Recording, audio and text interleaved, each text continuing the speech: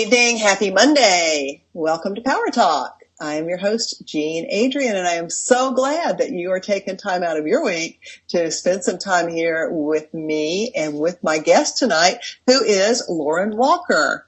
Lauren is a yoga instructor. She's an author. She is an energy medicine practitioner. And tonight we're going to be talking about yoga and specifically about a form of yoga that Lauren has created called energy medicine yoga. And let's just go with it, Lauren. So welcome. Well, thank you. It's a pleasure to be here. So I'm familiar with energy medicine because I have a friend who is an energy medicine practitioner. And I'm familiar with yoga because I do yoga on Mondays and Thursdays, two different kinds. But I don't know how they work together. Yeah, well, that's great that you're familiar with both of them, because a lot of times people know one or the other, but not both. So you've already got a jump on it all. So basically, I was an energy teacher, was a yoga teacher, and studied and practiced for years before I discovered energy medicine. And, you know, energy is a component, obviously, of yoga. It's about energizing the body, and there's all different energy layers in the yoga practice. Depending on how deeply you study, there's quite a lot in yoga that is energy specific. But it never felt to me that it was really accessible. It felt very esoteric. When I started to study with Donna Eden, my teacher, and started learning energy medicine, I had taken a break from teaching yoga, so I had the opportunity to just dive directly into energy medicine and do those practices. And even though I wasn't teaching, I was still practicing yoga, and I started to notice all of these correspondences, and I would put little bits of the energy work into my yoga practice, and what I started to notice was my yoga practice, the results and the benefits from it started to increase. And the energy work that I did started to increase as well from the yoga practice. So they both fed each other. And it still took me quite a few years before I started to teach that, because I felt like, oh, I'm just doing this one little thing for myself, and, you know, it's not really a thing, it's just my thing. Yeah. But when I went back to teaching yoga again, this is about 6 or 7 years after I started practicing energy medicine, I was teaching in a unique situation at a military university, which isn't where you normally think of when you think of yoga. No. Right? Not at all. And, you know, the students there had crazy lives in university, and they were going off to even crazier lives, doing things in areas of the world that most of us don't even want to think about. And I wanted to make sure that they had tools to really keep themselves together and strong and centered and grounded. And what I discovered was the energy tools were really helping the yoga to activate in a deeper level. So I shared that with them, and that was my light bulb moment. That was when it was, okay, this is something real. This is something that I can recreate and teach to other people, and the effects that they have will be as profound as I have. And it's proven to be so. Yeah, you know, I took a basic energy medicine course. It's been 4 years ago, I think. And I still do the tapping and the hookups and the cross crawls and all that. And that's all really good. And the yoga that I do is much more gentle. I have some mobility issues. I've got a knee that doesn't work quite right. So, I mean, I do Swarupa yoga on Mondays, and then I do Vini yoga on Thursdays. And so they're very gentle. And a lot of the things in your book are a little bit more rigorous than what I'm used to. Is there a way that I can incorporate some of these principles with a less rigorous yoga practice? Absolutely. And that's interesting that you say that, because there are a few advanced practices in that book, but for the most part, the practices are very accessible and very easy to do, even if you have mobility issues, or, you know, the number one thing I hear is, I'm not flexible, I can't do yoga. But the truth is, you don't have to be flexible. I've taught these classes to people in wheelchairs. I've taught at nursing homes. So you don't have to be one of those Instagram yogis to do this work. It's so accessible.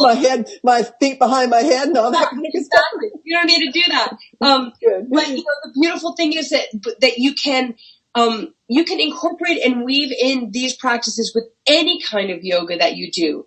And so, just doing, you talked about the thumps and the cross call, the wake up, we call it, before you do any practice, just that alone will transform your yoga practice, even if you don't put anything else into your yoga practice, because you'll have your energies working in the right directions so that your yoga practice will land in your body in a different way. And I've done that a couple of times, and when I did, the yoga practice was much better and much more effective. Incredible, just by doing that little thing. Yeah, and then I get in a hurry and I forget, and my head's 1,000 places until I can hit the mat, and and so it doesn't work quite as well. Yeah, no, you have to do the work to get the results of the work, that's for sure. But you absolutely, there's so many things in here. So if you're already a yoga practitioner, you can kind of go through this book and pull out the things, either the poses that you already do and then incorporate the EM yoga pose into that pose that you do. Or even, part of the evolution of EM yoga came through the sun salutations. We do the sweep up and sweep down and sweep up and sweep down. And in EM yoga, you sweep up and then you do this weave back and forth all the way down. Something like that is so simple has a really profound effect on the energetics of your body and therefore on your yoga practice. Yeah, one of the things that I really remember from the class that I took is the figure eights that you incorporate with the weaves, and that is huge as far as shifting and holding my energy in balance. Absolutely. And you talked about your knee, and so doing little figure eight patterns over your knee. I do that. Yeah. There's a few other things that you can do to help rehab your knees, and I talk about those as well. And I've got a couple of online classes that I really get into that knee rehab, because so many of us, I do these knee things every single day because that's kind of one of the weaker links on the physical body. Right. The knee is not the best designed joint of everything. No. Hey, God, what were you thinking? A nap for like 20 seconds and then exactly, I guess. Well, and my problem is I don't have any cartilage in there, so at all.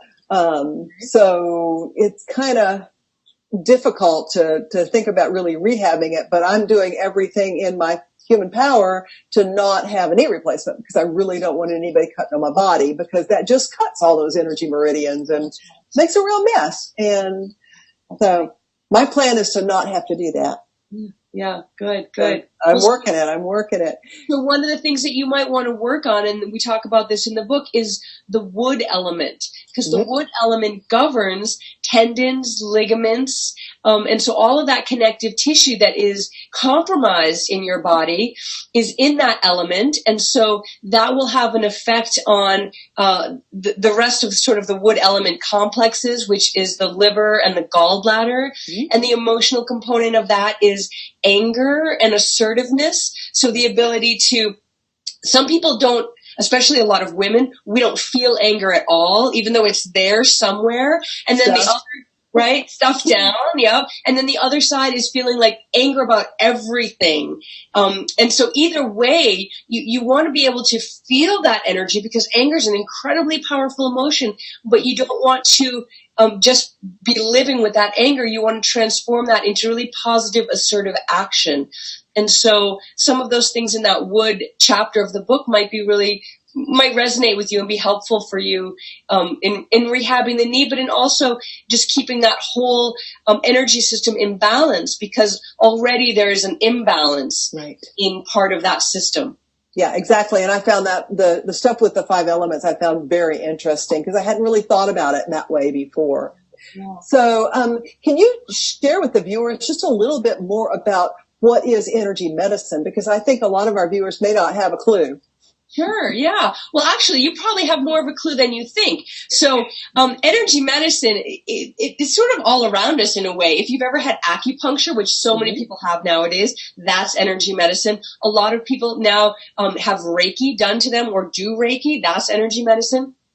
If you've ever had an ultrasound, that's energy medicine. An MRI, all of that is energy medicine. And so there are things both in Western medicine world and in sort of non-traditional, you call it Eastern or alternative medicine, that is energy medicine. Even things like if you've got a stomach ache and you hold your belly, that's energy medicine. If you have a headache and you put your head in your hands, or you're just feeling down, and so many of, I've got my glasses on, I'll take them off for a second. So many of us do this, like, oh, this day isn't ever going to end. So you think you're just like putting your head in your hands, but what you're actually doing, there are all these points all over the head that release stress emotions from the body and release stress and fight or flight hormones from the body. So even if you don't know it, that's what you're doing when you do these sort of naturally intuitive things.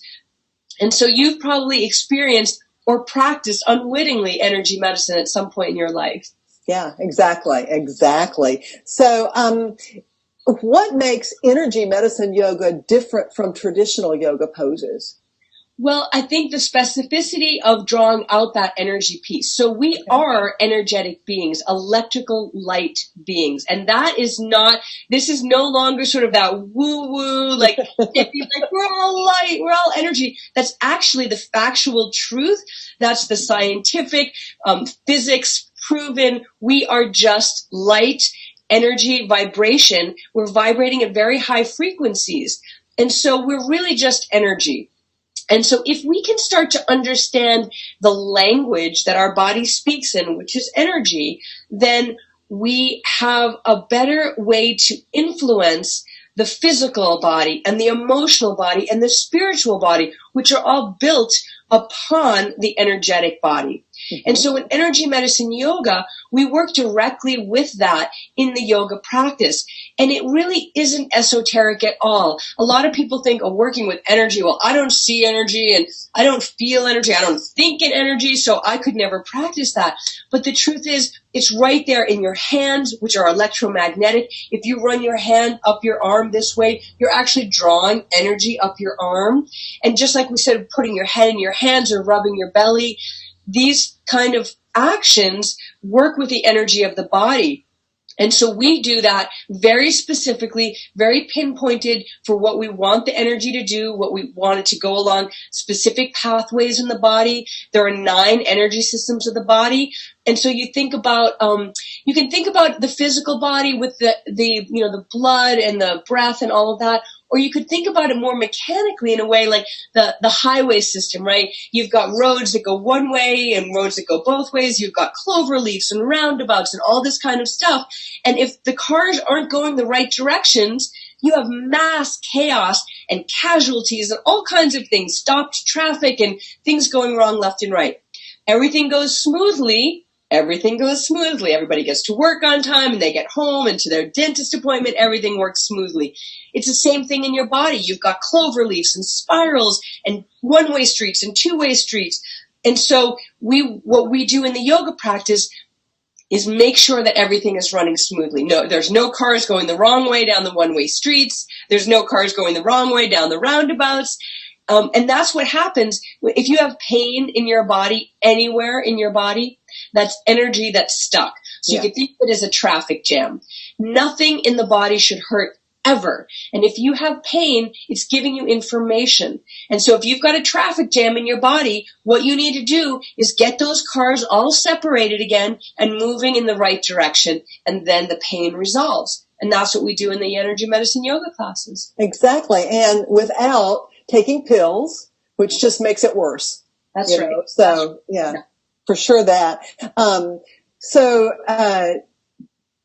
Do you consider this practice to be more beginning or more advanced or somewhere in the middle? I really consider this across the board. If you've never done yoga before in your life, you are so psyched because you are going to dive into yoga practice at really like the pinnacle of scientific progress in terms of what you can do physically in the body. And so if you've never done yoga, great. This is a perfect place to start. If you've been practicing yoga for 20 years, dive in here and your practice will transform in ways that you can't even imagine. I have so many students that come to me that they said, I've been teaching for so many years or I've been studying and I'm kind of bored. I'm thinking of quitting yoga. And then I found your class and everything changed. I've got my oldest student is 80 years old and she's in our master training program and she studied every kind of yoga. And this finally, she said, is the thing that lights her up. And she's so excited to start this next phase of life where she'll be sharing energy medicine yoga with her community in her world. So it really is there's no level here. If you're doing one arm flying side crows, this will make those easier and more accessible to you. And if you've never touched... In my dreams, I do that. Right? And if you've never touched your toes, this is a perfect place to start. We'll get you in and get you understanding the body and deepening your flexibility in your mind and your body. Fantastic. Can you share with the viewers a couple of just really simple daily practices that they might want to add into their routine, whether they do yoga or not? Yeah, sure. I mean, the easiest thing to do is the wake up. And that's in both of my books. I've got YouTube videos all over. There's free content everywhere to find out this. But this is really how to get your energy moving forward and crossing over, which are the two most important flows of energy in the body, and also the root cause of every disease pattern in the body. So if your energy isn't moving forward and crossing over, you can't heal, you can't get well, you can't feel 100%. And if you've got a disease pattern that you're trying to cure or heal or correct in some way, whether it's conventional medicine or alternative medicine, you have to get these underlying energy flows working for you. Otherwise, your kale smoothies, nothing's going to work. Right. You find your collarbones and you drop down into these hollows right beneath them, and you start to thump. And you breathe in the nose and out the mouth. And in the nose and out the mouth. And this gets your energy awake and moving forward, which is what you want the energy to be doing. Otherwise, you're working at a 50% capacity. Let's just do one more breath here. And then right into the center of the chest over the thymus gland to stimulate your immune system response. In the nose and out the mouth. Then right at the bra strap, I'm not sure how far down you can see on the screen here, but right at the bra strap line on the side of the body, if you tap there. That's the hardest one for me to reach. You can put your hands, I'm not sure what you can see on the screen. If I back up a little, is that a little bit better? That's perfect, yeah. Okay. So if you tap right there, and you can do your hands sideways if that's easier, or even like that. These are spleen points, and they get your energies integrated and digested and harmonized. Shake that off. And then the last one is tapping right under the eyes on the cheekbone. Same breath, in the nose and out the mouth. So those are the 4 thumps, and that just gets your energy awake and moving forward and grounded. And I feel much more vibrant now after doing it. It happens that quickly. Yeah. That quickly. Because we're only energy. And so you speak to your energy in the body's language, and it responds immediately. So the second thing we're going to do is the cross crawl. I'm going to stand up again and back up. Can you see me here? I can, yeah. You're going to do the same arm to leg, and you can do this sitting in a chair. You can just be doing it like this, where you're sitting in a chair. You're just going to tap the same arm to leg, same breath pattern, in the nose and out the mouth. And then stop and brush your hands off, and then cross it over. And the same thing, you could be sitting in a chair and just crossing it over like that. You don't have to be up. If you want to be more active, you can be up. If you want to be even more active, lift the legs even higher and the arms even higher. And you want to do about twice as many crosses as you do straights. And after you do a few of those, just shake your hands off. And what that does is it gets your energy crossing over from the hemispheres of the brain down to the DNA. Everything crosses over. Everything works in this crossover spiraling pattern. And again, if that isn't happening in the body, you're working at that deficit again. So just getting your energy forward and crossing over, just that will change everything for you.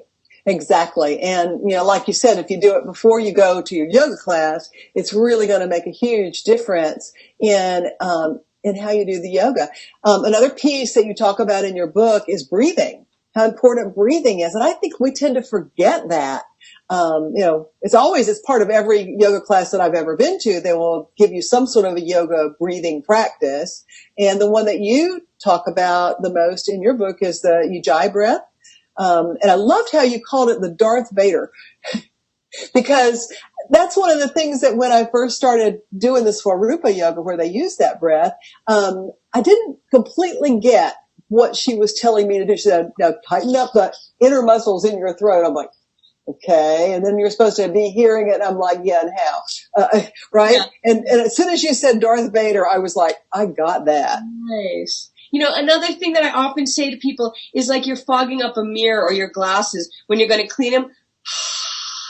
Mm-hmm. That's exactly what you do. And you do the same thing, but you just close the mouth. And you get that same breathing sound in the back of the throat. Yeah, exactly. So, and you talk about doing this at the beginning of a yoga class and how sometimes you forget. But here's what I could say that might maybe spur that a little bit easier. You get, unless you're like racing in and like you land into your yoga class just as they're starting, right? Which that was today. We've definitely all done that before. But usually, you know, you get there and you roll your mat out and you kind of look around and you're like, oh, hey, Jade. Oh, hey, Thomas. You know, you see people and, you know, you put your blanket down and you drink your water and maybe you like check your phone. Then like, I'm not going to check my phone. You turn your phone, you know, whatever it is that you do, but you have those few extra minutes. Yeah. What I do, I always sit in the back of the class because that's just my spot, right? We all have our spot. But wherever you are, you put your mat down and you do your 4 thumps and you do your cross crawl. If you check out the book, you do the zip up and the hook up, which are the other 2 pieces of the wake up. Mm-hmm. And the teacher hasn't even come into the room yet. And already you have transformed the coming yoga practice that you're about to take. You've opened up the gateways so that it can land in the body in a completely different way. That's fantastic. And I noticed in some of the material that Sarah sent me, you've got a bunch of events coming up. You've got a level 1 training in Denver, and then that's like the end of May, and then early in June, you're doing the same thing in New Hampshire?